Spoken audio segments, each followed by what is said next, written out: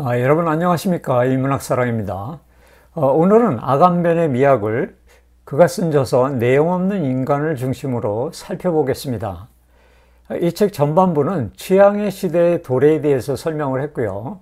또 좋은 취향과 나쁜 취향이 분류된 과정, 그리고 18세기부터는 이 나쁜 취향이 좋은 취향을 압도하고 어떻게 우위를 차지했는지에 대해서 다루고 있습니다. 그래서 나쁜 취향이 어떻게 그 영역을 확장하는지에 대해서도 예시를 들어 설명하고 있네요. 그래서 구체적으로는 이 18세기 극작가 몰리에르의 평민 귀족의 예를 들고요. 또 좋은 취향과 나쁜 취향의 전도를 얘기하기 위해서는 이 계몽주의 사상가 드니 디드로의 소설 라모의 조카의 예를 들었습니다. 또 본격적으로 악의 취향의 흐름을 설명하기 위해서는 이 프랑스 로트레아몽의 말더도르의 노래와 그 토마스만의 마의 산, 그리고 독일의 낭만주의 작가 프리드리 슐레겔의 루친데를 인용하고 있습니다. 오늘은 그 예시들도 자세하게 살펴보도록 하겠습니다.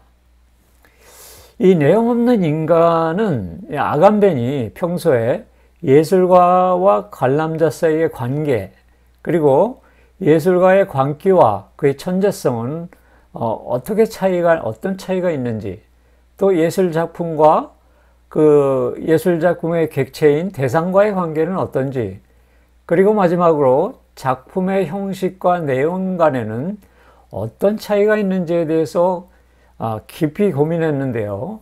결론적으로 말하면 이 양자 간에는 서로 만날 수 없는 깊은 간극이 도사리고 있다는 것이 결론입니다. 그리고 지금까지 예술이 이러한 간극들을 좁히기 위해서 다양한 미학 이론들을 전개하고 또 갖은 애를 썼지만 결국에는 오늘날의 포스트 모더니즘에 이르기까지 이 예술은 지속적으로 셀프 어널라이제이션, 그러니까는 자기의 무아의 길을 가고 있다는 결론에 이르렀던 것입니다.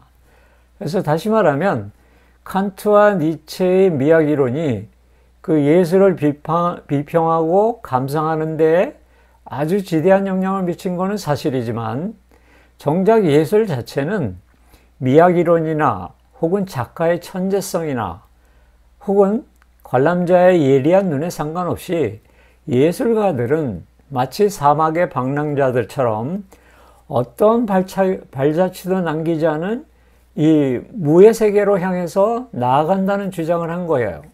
그래서 아간벤은 이 내용 없는 인간에서 근대 이후 예술에 대한 태도와 이론들을 총망라해서 우리에게 전달해주고 있는 것이죠. 특히 저자는 글쓰기 방식에 있어서도 일찍이 베냐민의 역사철학과 미학을 수용했는데요.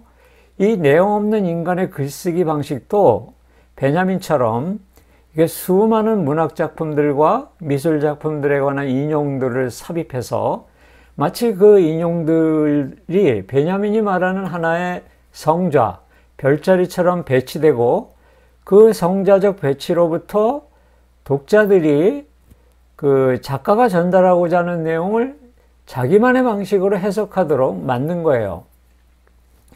자, 그럼 이 책의 앞부분을 중심으로 한번 볼게요. 이 책을 보기 전에 오늘날 미학적 삶이 중요한 이유를 한번 우리 살펴봅시다. 오늘날 우리가 살고 있는 이 21세기 현대사회를 흔히 탈노동의 사회라고 많이 하죠. 그래서 탈노동이라고 하는 것은 노동 중심의 자본주의 양식에서 노동시간이 단축되고 있는 사회적 현상을 말합니다. 즉 우리의 생활이 전보다 여유롭게 변화된다는 걸 말하는 것이죠. 그런데 이렇게 노동시간이 단축되는 탈노동사회로 변화됨으로써 우리는 전보다 우리의 삶을 생존의 수단으로만 생각하고 살아가는 것이 아니라 우리의 삶을 아름답게 영위하려는 의지가 강화된 것은 사실입니다. 즉 이전보다 시간의 공백이 더 많아지고 삶 자체를 아름다운 것을 추구하는 과정으로 생각하게 되었다는 거예요. 그래서 우리는 이런 질문을 또 던질 수밖에 없어요. 모든 사람의 삶이 하나의 예술 작품일 수는 없는가라는 질문이죠. 바로 나의 삶 전체, 나의 존재를 하나의 예술 작품을 만들고자 하는 노력이 바로 이 푸코가 말하는 에스테틱 레지스탕스, 실존의 미학이라고 하는 것과 일치해요. 그래서 풀어서 말하자면 이 푸코의 실존의 미학은 우리의 일상적 행위 속에서 자기 자신의 삶을 소재로 삼아서 하나의 작품으로서의 하나의 작품으로서의 나를 만들어가는 삶의 방식을 말하는 것이고, 또 한 인간 스스로가 자기 자신을 하나의 예술 작품으로 창조하는 것을 의미하는 거예요. 그래서 그런 면에서 우리가 미학을 배우고 논의하는 이유가 예술 행위가 단지 무슨 예술 작품에만 한정된 문제가 아니라 우리가 본래적 실존을 회복하고 또 삶 전체를 아름답게 변화시키는 문제와 직결되는 것이죠. 이런 이유로 우리가 오늘 미학을 공부하는 거예요. 자, 그래서 아감베는 이 유럽 르네상스 시대 말기, 즉 16세기까지만 해도 미적인 쾌감이라든지 예술 작품에 대한 자기만의 취향이라는 의식이 없었다고 주장하는 거예요. 그래서 아감베는 그 예로 이 시스틴 성당에 있는 천장화, 천지창조를 그린 미켈란젤로와 그 천지창조의 그림을 요청한 줄리스 2세 교황의 관계를 제시했어요. 이 천지창조라는 작품이 미켈란젤로의 열정과 천재성 그리고 신앙이 빚어낸 것이지만, 한편으로는 주리우스 교황이 당대 화가 라파엘로와는 달리 이 사실주의에서 조금 벗어난 회화 방식을 고수했던 이 미켈란젤로를 때로는 압박하고 또 때로는 구슬려서, 다시 말하면 폭력과 자비를 균형 있게 섞어서 완성된 작품이라는 거예요. 그래서 미켈란젤로는 라파엘로에 비해서 사실적 묘사보다는 신적인 영감을 그림에 더 반영했던 것도 사실이죠. 자, 그런 면에서 이 천지창조만 해도 비예술가의 입김에 의해서 화가의 창조력이 제한된 작품이라고 할 수 있죠. 이와 같이 르네상스 시기만 해도 작가나 관람자가 고유한 취향이 정립된 시대가 아니었다고 보는 것이죠. 그런데 17세기에 들어서면서 그 좋은 취향을 가진 지식인들이 많이 늘어나면서 또 예술가의 작품 창작 과정에 개입하는 경우는 전보다 확실히 드물어졌죠. 그런데 다른 한편으로 이 예술 작품에 대한 취향을 예리하게 갈고 닦은 이 지식인들 앞에서 정작 예술가들은 사회로부터 점점 멀어지게 돼서 아무도 살지 않는 이 황량하고 척박한 영토인 미학의 세계로 여행을 시작하게 되었다라고 주장하는 것입니다. 자, 풀어서 말씀드리자면 17세기에 들어서면서부터 이 권력자와 영향력 있는 관람자가 작품에 이래라 저래라 간섭하지는 않았지만, 그 창작의 자유를 보장받은 예술가들은 그 자유의 대가로 기이한 세계, 언캐니한 세계, 번역하면 두렵고 낯선 세계로 나아갈 수밖에 없는 분위기가 조성됐다는 거예요. 이와 같은 현상을 아감벤의 표현으로 옮기면 16세기의 예술가가 레토리션, 수사학적인 예술가였다면 17세기에 들어서의 예술가는 이 전통과 상식을 파괴하고 절대 가치를 추구하는 이 테러리스트 같은 예술가로 그 변화가 일어난 것으로 본 거죠. 그래서 이 수사학자라는 비유는 예술이 그 현대 사회의 지배적인 가치를 벗어나지 않으면서 자신의 기회만을 보여주는 예술가라는 뜻이고, 또 테러리스트라는 비유는 예술가가 그 사회의 진부한 관습을 타파하고 아주 생경한 예술 행위를 서슴지 않는다는 그런 뜻이겠죠. 자, 그래서 17세기에 처음 일어나기 시작한 이 취향이라는 문화적 조류는 도덕적으로 환기된 좋은 취향을 의미했죠.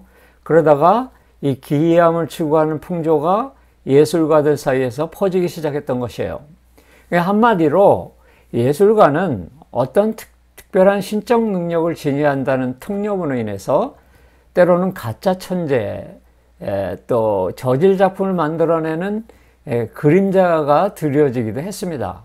그래서 이 좋은 취향이라는 개념이 구체적으로 확립되는 과정에서 또 나쁜 취향 역시 좋은 취향이 성장한 만큼 어떤 때는 그 이상으로 성장한다는 그런 뜻이에요. 자, 이런 현상에 대해서 폴 발레리는 이렇게 말합니다.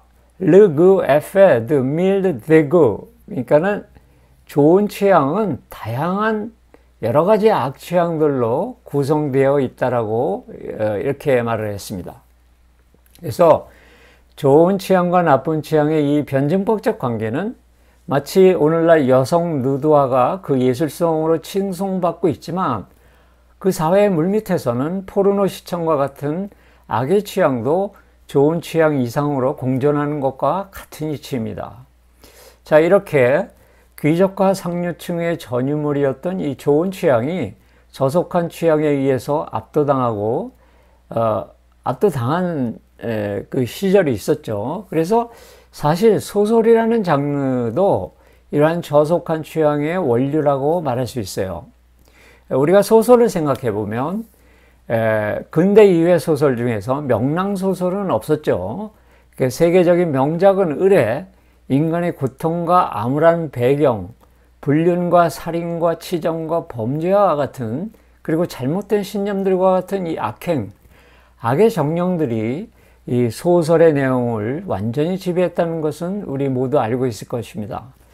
자, 이와 같이 예술적 경험과 악 사이에는 이렇게 비밀스러운 혈연 관계가 존재해 왔다는 거예요. 그런 면에서 근현대의 모든 미학은 악의 미학이라고 말해도 무리가 없을 것 같습니다. 자, 취향이라는 단어를 영어로는 taste로 쓰죠. 또 불어로는 구, 그 다음에 독일어로는 geschmack, 이렇게 모두 맛이라는 뜻과 같이 씁니다. 근데 이 맛이라는 단어가 어떻게 취향, 아름다움이라는 뜻을 내포했을까요?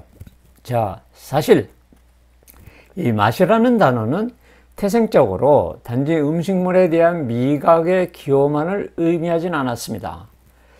그 예로 성경 시편 34장 8절에 보시면은 너희는 여호와의 선하심을 맛보아서 알지어다. 그에게 피신하는 자는 복이 있도다. 영어로는 이렇게 썼습니다. Taste and see that the Lord is good. 하나님이 선하시다는 것을 맛보았다는 것은 하나님을 자기 자신의 내면의 가장 깊은 곳에서 경험했다는 뜻이죠. 아무튼 이렇게 나쁜 취향이 좋은 취향을 압도하는 흐름이 거기서 그친 것이 아니라 18세기 초부터 21세기 오늘날까지 지속되어서 이제는 18세기에 우리가 생각했던 악으로 취급받았던 취향이 현대에 이르러서는 보편적인 예술성의 판단 기준이 되었다는 것이죠. 즉 취향의 전도가 일어났다는 뜻입니다. 자, 17세기에 프랑스 장 보클랭, 예명은 몰리에르라고 하는 극작가가 있었습니다. 그의 작품 중에 르 부르주아 장티옴, 평민 출신 귀족이라는 뜻이에요. 작품을 무대에 올렸는데요. 이 희극에서는 주인공 이름이 무스이 주댕입니다. 그래서 무스이 주댕은 중산층 출신으로 귀족이 된 사람인데요. 이 주댕은 귀족들의 모든 것을 따라했는데 특별히 그는 귀족들의 예술에 대한 취향을 가장 담고 싶어 했어요. 그러나 귀족들은 당연히 그를 비아냥거리고 그에게 돈이나 뜯어내려고 했겠죠. 여기서 반전이 일어나는데요. 그렇게 시간이 지나면서 주댕의 예술에 대한 강한 열망이 예술을 이해하고 진정으로 즐길 수 있는 단계까지 올라갔고, 오히려 그 귀족들은 실상 예술을 많이 경험했다 뿐이지 정작 예술을 진정으로 즐기지 못했던 것이죠. 그래서 몰리에르의 이 르 부르주아 장티옴, 평민 귀족이라는 작품이 시사하는 것은 신미적인 관계를 가진 주우들과 귀족계층 중에 누가 진정성 있는 미적 취향을 가지고 있었는지를 묻는 것입니다. 그래서 귀족이 가지고 있던 좋은 취향이라고 하는 것이 단지 속물 교양에 머물 뿐이지 그 이상의 진전을 못한다는 거예요. 더 이상 예술의 대상도 되지 않는다는 것이에요. 다시 말하면 단지 교양을 쌓기 위해서 예술을 대하는 것이 아니라 내면의 열정을 가지고 예술을 진정성 있게 즐기는 자만이 미적인 인간이 될 수 있다는 메시지를 던져주는 거예요. 그래서 결국은 당대 부르주아들이 말하는 좋은 취향은 시간이 지나면서 나쁜 취향으로 대체되고 근대를 거치고 현대에 이르러서는 바로 그 악의 미학 혹은 부정의 미학으로 발전하게 되었다는 것이죠. 자, 그러면 지금부터는 아간벤이 예시한 이 17세기 이후부터 탄생한 좋은 취향이 18세기, 19세기를 거치면서 나쁜 취향으로 변모하게 된 대표적인 작품을 소개하겠습니다. 여기서 말하는 좋은 취향과 나쁜 취향이라는 이 단어는 사실은 17세기 유럽 사회의 부르주아 계층의 보편적 가치를 기준으로 한 단어라는 것을 염두에 두고요. 그래서 저는 이 17세기에 사용된 이 나쁜 취향이라는 단어가 18, 19세기에 전개된 이 미학적 모더니티와 20세기, 21세기에 전개된 이 포스트 모더니티 영역에서는 악의 미학과 밀접하게 맞닿아 있는 것으로 보는 겁니다. 참고로 18세기 부르주아라고 하는 단어는 단지 돈과 권력을 가진 특정한 사회계층만을 지칭하는 것은 아니고요.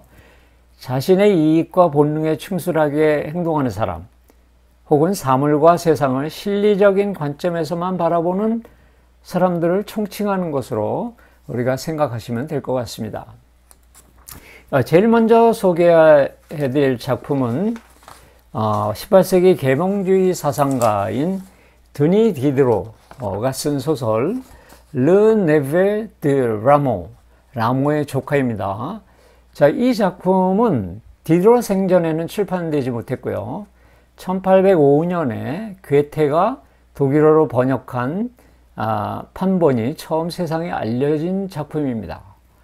그리고 당시 헤겔은 1805년쯤에 그 정신현상학을 집필하고 있었는데요. 1807년에 정신현상학이 완성됐으니까 이 헤겔이 이 책을 읽고 라모의 조카라는 소설을 읽고 정신현상학 자기가 쓰고 있는 책에 라모의 조카에 관한 비평을 싣기도 했어요. 이 작품은 뭐냐면은 광대죠. 라모가 광대인 라모와 철학자 디드로 간의 대화식 소설이에요. 그래서 철학자는 이성의 세계 혹은 당시의 빌등, 교양의 나라에서 사는 인물이겠죠. 또 라모는 당대 프랑스 사회의 평균적인 도덕의식을 갖추지 못했어요. 그러나 예술에 대해서는 어느 누구보다도 천재성과 광기의 면모를 가지고 있는 인물이에요.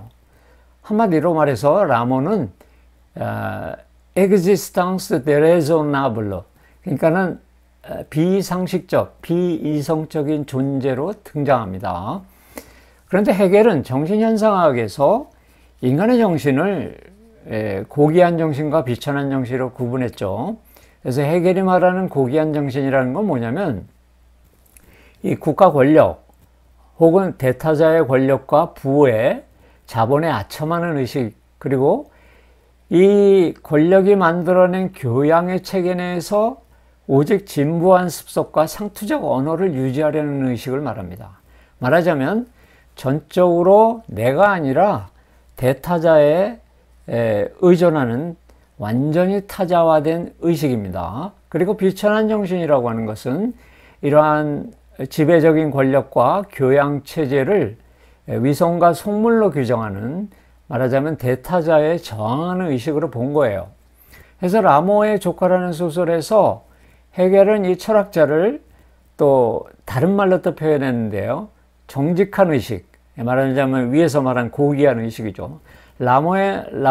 라모를 분열된 의식 혹은 찢겨진 의식, 독일어는 Das Zerrissene Bewusstse인으로 보았었던 거예요. 그래서 여기서 의식이 분열됐다라고 하는 것은 현실적 페르소나와 순수한 자기가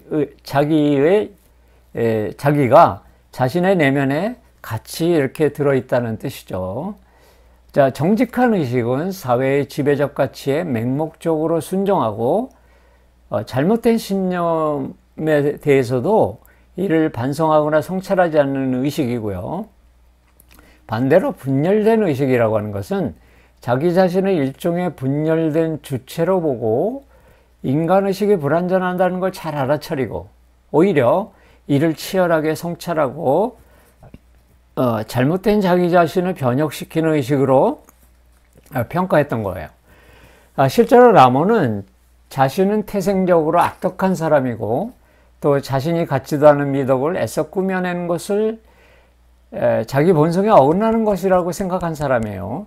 그래서 작품에서는 라몬은 재력가 베르텐가의 식객, 불어로는 식객을 르 파라시트, 패러사이트 있죠. 기생충이라고 표현했어요. 식객으로 들어가게 됐는데 라모가 귀족들의 취향을 냉소적으로 흉내내자 주인은 라모를 쫓아낸 적이 있습니다. 그러자 이 과외 선생인 철학자는 라모에게 이렇게 권고하는 거예요. 베르탱에게 용서를 구하고 다시 돌아가는 게 좋겠다고 권고했는데 라모는 이 권고를 거절했죠. 그 이유는 자기도 소위 디그니테, 품위라는 것을 지키고 싶다고 말합니다. 그래서 헤겔은 이 대목에서 이러한 대의 명분이 있는 비천함, 다시 말하면 본래의 자기에게 충실하려고 노력하는 비천함은 오히려 최고의 진실에 이르게 된다라고 주장했던 거예요. 결국 라몬은 자기 본성과 결코 맞지 않는 교양을 맹목적으로 수용하는 것을 오히려 품위가 없다고 본 거죠. 자, 헤겔에 의하면 부르주아 사회를 지배했던 이 교양이라는 체제는 오히려 대중을 본래의 순수한 자기의식으로부터 소외시키는 속성이 있다고 본 거죠. 자, 이런 체제 하에서는 주체성이 결여된 이 고귀한 자가 오히려 자신의 본래적 자아를 유지하고 노력하는 비천한 자보다 더 품위 없는 자로 전락하게 되겠죠. 바로 이러한 이유로 헤겔이 드니 디드로의 이 라모라는 조카라는 소설이 프랑스 혁명 직전, 프랑스 혁명이 1789년에 일어났으니까 그 직전에 프랑스 사회가 처했던 이 부르주아 계층의 교양의 위기, 부르주아 계층의 이 사회적 정치적 체제의 위기를 가장 잘 드러내 보여주었다고 칭찬했던 거예요. 그러니까 헤겔은 바로 이런 고대 그리스 윤리 세계를 대표하는 철학자, 그리고 그러한 에토스를 완전히 소외해버린 광인의 취향의 대립 속에서 이 부르주아 속물 교양에 저항하는 자들의 분열의 정신과 찢겨진 언어를 읽어냈던 것입니다. 자, 이 소설에서 라모를 식객, 불어로는 르 파라시트, 기생충으로 표현했는데요. 우리 봉준호 감독의 영화 기생충에서도 이 기태기의 가족이 박사장 집에서 기생하는 것으로 나오죠. 그러나 이 영화에서는 기태기의 가족과 박사장네 모두 서로에게 기생충이 아닌가라는 의문을 던지는 영화였죠. 그래서 이 라모의 조카라는 소설에서도 재력가 베르텐과 라모의 관계도 마찬가지입니다. 우리는 도덕성과 에토스를 결여한 라모와 속물 교양을 장착한 베르텐이라는 귀족 중에 누가 더 미적인 삶을 살고 있는가라는 질문을 던질 수가 있는 것입니다. 이 라모에 대한 조카라는 이 소설에 대한 푸코의 해석 물론 푸코도 이 라모의 광기를 악의 양가성이라는 관점에서 지지했는데요. 그 이유는 이렇습니다. 푸코는 그에 져서 Histoire de la folie, 그러니까 광기의 역사에서 이런 말을 남깁니다. 한 인간이 진실한 인간에 이르기 위해서 가는 길은 Le chemin passe par l'homme fou, 광기의 인간을 거쳐야 한다. 그래서 그는 인류학적 구조의 세 가지 항을 제시했는데요. 인간과 폴리, 그의 광기와 베리테, 그의 진리, 이 세 가지, 인류학의 세 가지 필수적인 구조가 이 세 가지 항목이라는 거예요. 그래서 cette structure anthropologique se substitue à la structure binaire de la raison classique. 그러나 이러한 인류학적 구조가 이 비이성적이고 고전적인 이분법이라는 이 분류를 대체하고 있다는 거예요. 무슨 말인지 아시죠? 자, 이 말만 하고 라모의 조카에 대해서는 끝내도록 하겠습니다. 그 다음에 헤겔의 그 고귀한 의식과 비천한 의식의 변증법은 바로 토마스만의 마의 산에서도 나타납니다. 그래서 주인공 카스트로프가 성배를 찾아서, 그러니까 자기의 고유한 가치를 찾아서 방랑의 길을 떠난다는 거죠. 여기서 방랑의 길이라는 건 당대 유럽 청년에서 유행했던, 청년들에게 유행했던 교양의 연마의 일환이었던 그 교양 여행이었습니다. 그런데 예기치 않게 카스트로프는 결핵 치료를 위해서 요양원에 머물게 되죠.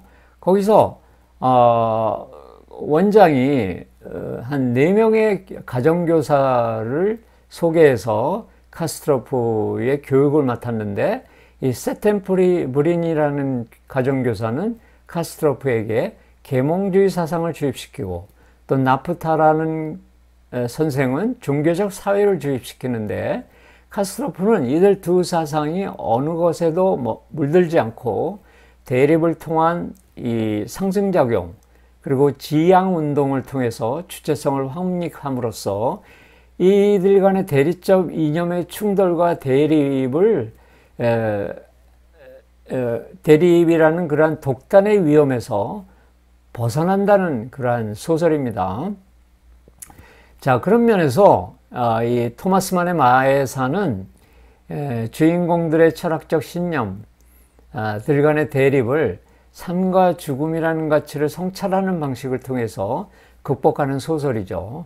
그런 면에서 이 도스토옙스키의 악령이라든지 카라마조프가의 형제들과 같은 그 자신만의 사성을 추구하며 현실을 바꾸기 위해서 역동적으로 움직이는 인간의 광기 어린 그 예술성을 나타낸다는 점에서 비슷한 소설들입니다.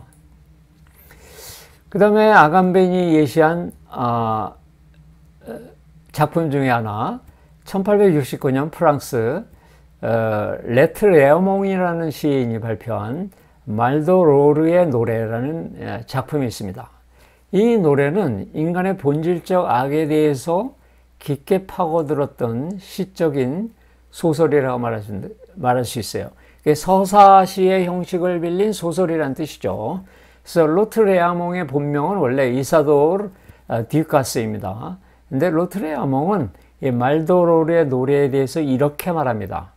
나는 바이런, 밀턴, 뮤세, 보들레르가 한 것처럼 악을 노래했다. 물론 나는 그 독자를 압도하기 위해서 절망만을 노래하는 그 숭고한 문학이라는 그 속에서, 그 차원에서 새로운 것을 또 시도하기 위해서 한 거예요.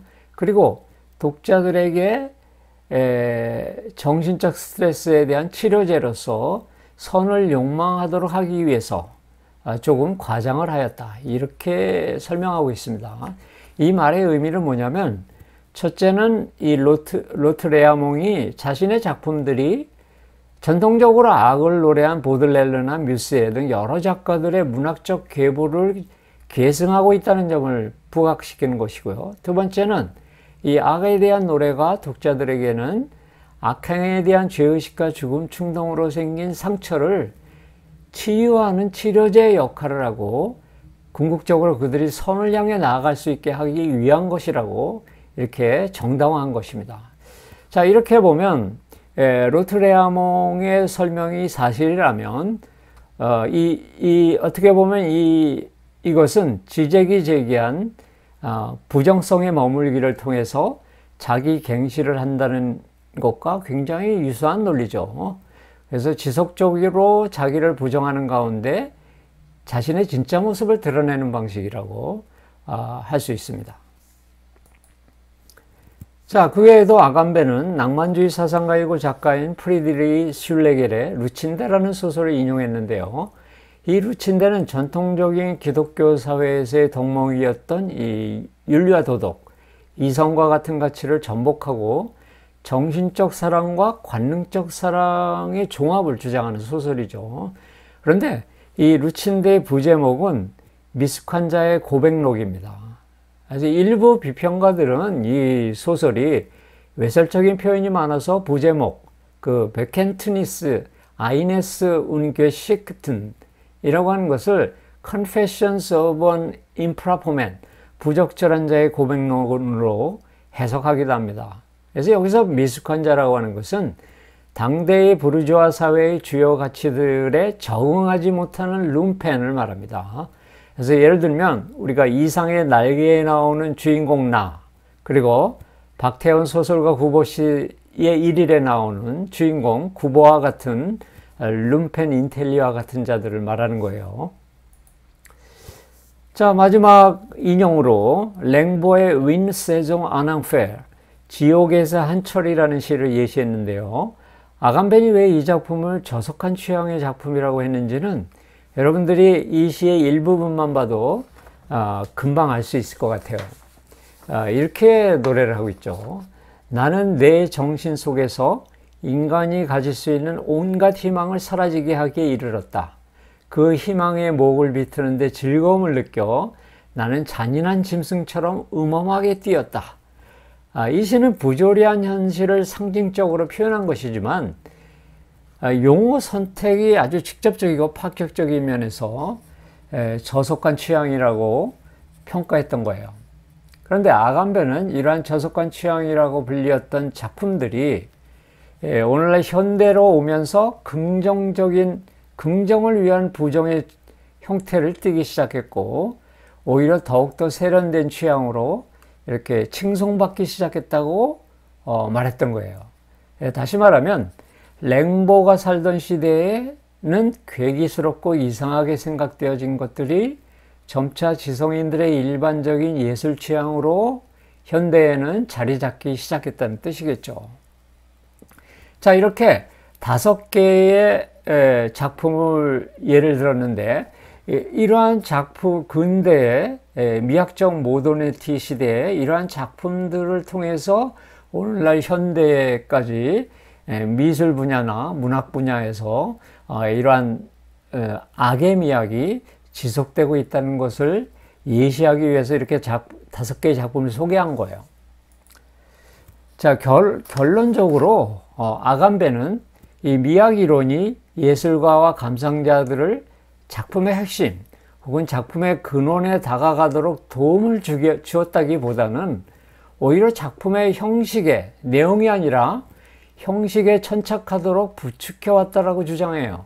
예를 들어서 칸트 미학의 작동 원리로 되돌아가 보면 우리는 어떤 외부 대상을 우리의 선험적 감성인 직관, 즉 시간과 공간이란 틀로 받아들인다고 그랬죠. 이렇게 받아들인 직관 표상 잡다를 선험적 오성인 12개 범주로 분류 정리한 다음에 오성과 상상력의 자유로운 놀이를 통해서 미적 판단을 내린다고 그랬죠. 그래서 칸트 미학은 어떤 미적 대상의 내용적인 것을 문제 삼는 것이 아니라 그 미적 판단을 할 수 있는 전제 조건, 선험적 형식, 그 선험적 틀을 문제 삼는 미학이라는 거예요. 그래서 칸트 미학을 형식 미학이라고 하지 않습니까? 그래서 아간베는 이러한 칸트의 형식 미학을 감상자 중심 미학이라고 했죠. 그리고 니체 미학은 아름다움을 향한 힘의 의지, 그리고 무질서와 혼돈, 비극적으로 돌진하는 것을 추구하는 이 디오니소스적인 열광, 다시 말하면 디오니소스적인 도취, 그리고 이러한 인간의 운명적 비극과 고통을 극복하는 현실적인 힘을 제공하는 아폴론적인 힘을 합일시키는 실존의 미학인 것입니다. 그래서 아간베는 니체 미학은 감상자 중심의 미학이 아니라 예술가 중심의 미학이라고 말한 거예요. 자, 이처럼 아간벤이 주장하는 것은 18세기부터 전개되어서 오늘날까지 이어온 이러한 미학의 체계가 예술가와 비평가, 그리고 감상자 모두에게 작품의 근원, 작품의 내용을 보지 못하도록 만들었다는 거예요. 자, 이 대목에서 이 책의 제목이 왜 내용 없는 인간인가를 알 수 있죠. 그럼에도 불구하고 제 개인적으로는 아간벤의 주장이 다 맞는 것은 아닙니다. 이렇게 오늘날 예술가와 감상자들 모두 내용 없는 인간으로 결론 짓는 것은 좀 무리가 있죠. 예를 들어서 선험적 직관과 선험적 오성을 미적 판단의 중요한 틀로 설정하고 있는 이 칸트 미학의 경우에도 우리가 자연 기반 여행을 할 때는 만약에 숨 막힐 정도로 환상적인 경치를 보았을 때 왜 우리는 눈물이 나고 또 왜 우리는 그것을 말문이 막히는 정도까지 이르렀는가? 그걸 생각해 보면 칸트 미학은 우리에게 어떤 다른 미학보다 가장 적합한 이론의 틀을 제공해 주기 때문에 오히려 우리의 감성과 오성을 연마하는 데 큰 도움이 되는 것이에요. 반면에 칸트 이론은 또 조형예술이나 회화에 적용하기에는 다른 이론보다는 부족한 면이 없지 않죠. 이와 같이 근대 미학 이론이 모든 형태의 예술작품에 적용되는 것은 아니지만 각각의 이론 나름대로 예술가나 감상자의 그 감성과 오성을 연마시키고 미적 만족감을 배가시킨다는 데는 이견이 없다고 보는 겁니다. 그리고 우리는 이 내용 없는 인간이라는 아간벤의 저서가 그가 28살 때 펴낸 저서임을 주목할 필요가 있어요. 저번 동영상에서 살펴봤던 이 불과 글이라는 저서에서 보듯이 아간벤은 그의 후기 미학에서는 예술이 가야 하는 궁극적인 방향은 바로 저번에도 얘기했죠. 데세브르망, 무위라는 것을 주장한 바 있어요. 그래서 그런 거를 다 감안해서 살펴보면 좋을 것 같습니다. 오늘은 이 정도로 마치도록 하겠습니다. 좋은 하루 되십시오.